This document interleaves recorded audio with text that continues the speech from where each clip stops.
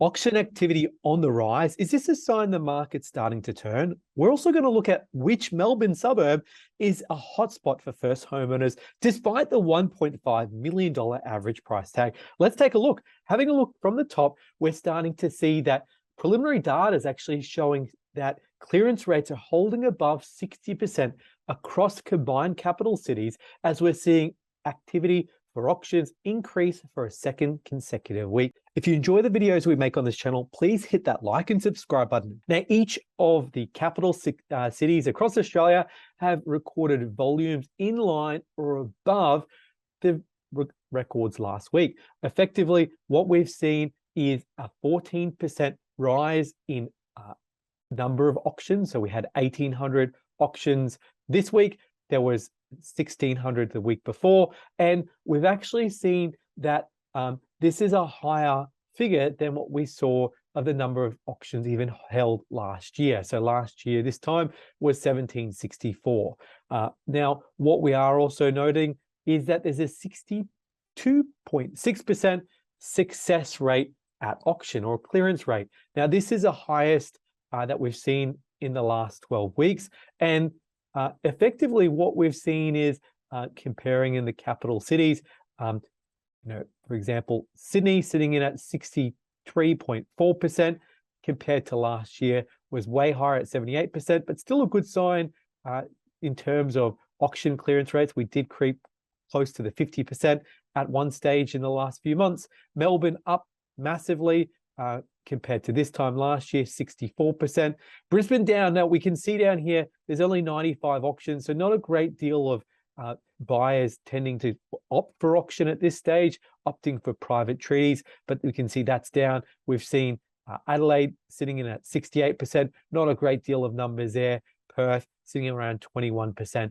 Once again, only 14 auctions. But what we are seeing is the capital cities, particularly Sydney and Melbourne, having some very good clearance data there. We did see recently some confidence is really the key to the bidding strategy with a lot of families. We did have a client recently that put an offer in Brisbane pre-auction, and the offer was actually 30 grand higher than what they ended up winning it for at auction. So sometimes there can be ways to win properties if you go to auction and you're unsuccessful at bidding prior. We saw with this particular property where families were looking to upsize, and they duked it out at auction recently in an inner city property that sold for $2.565 million. Now, the 4-bedroom, 2-bathroom property in Lawrence Street in Alexandria was a perfect opportunity for families looking to upgrade into a larger size for greener pastures and alfresco dining. Now, having a look at the pictures here at the property, we can see what you get for $2.5 million in Sydney. Not a great deal of land. I'm sure if you're in Perth or Adelaide, or even Brisbane, you probably get a fair bit bang for your buck. Leave a comment below of how many square meters you can get, because this one here is only, I think it's 145 square meters. So definitely interesting to see. But we did see that there was 99 groups that inspected the property, out of which 18 contracts were handed up prior to the auction. And the home was a short walk away from local shops, cafes, and schools. And they generated a lot of interest from young families and couples looking to upgrade to a nicer home, larger home in an area that has high demand, such as Alexandria. Now, the key here is what the real estate agents are saying is buyers are still willing to pay a higher price for good quality properties. And even from a bidding point of view, is that the confidence that's being generated by the bidders at the auction actually was driving up the competitors to step up and take a chance of owning their dream home.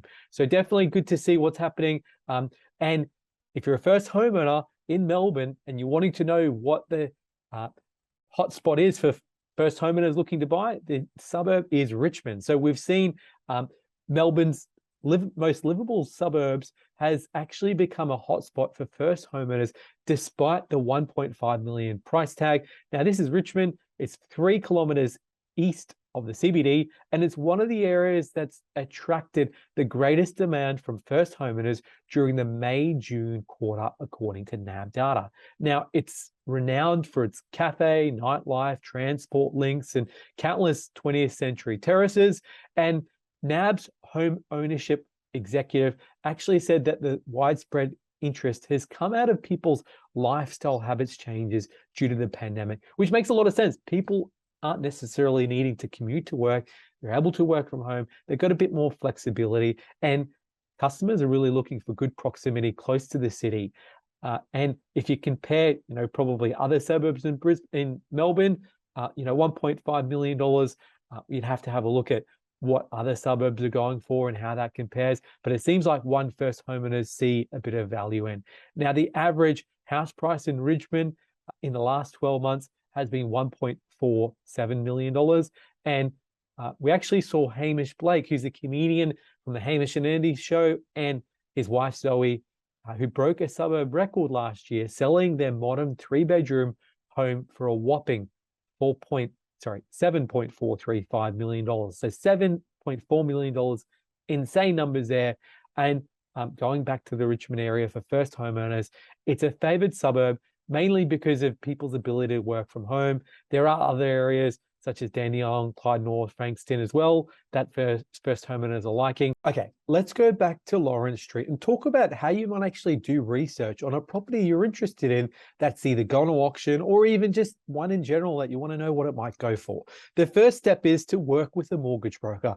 We're a mortgage broker. We're based in Brisbane. We deal with people Australia-wide, and we can help you with researching properties through CoreLogic. So CoreLogic data is a system that will generate your report, which we can give you one exactly like this. It gives you details as to the property specifics, but more importantly, an appraisal, and an appraisal based on previous properties that have sold. So we can see here, this property ended up selling in the 2.5, which is on the top end of its range, but with a medium level of confidence, we can see the property was valued anywhere from $2.025 million up until 2.5, so fairly large bracket, with an estimated value at 2.275. Now, it also shows you the previous sales history, so you can see when the property was listed and sold in the past, and you can also see what properties similar to it have previously sold. Now, we always talk about properties that are sold or comparative sales as a be-all and end-all with real estate, and that's really it.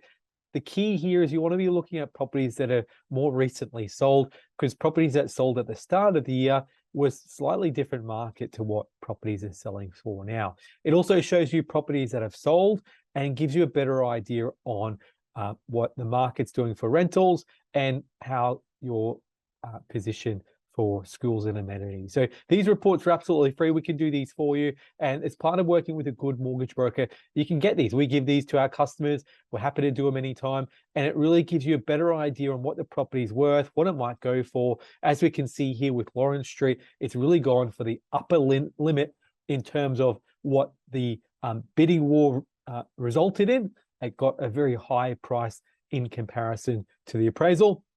Keeping in mind it's a medium level of confidence, so the higher this level of confidence, the better. And also where you can find property, let's say you found a property that sold in the last month that was very similar to it, then you can get a better idea on what it's actually worth. But as we can see here, there hadn't been really any sales history for at least the last couple of months. And when you look at these properties, you want to be checking out how comparable they are.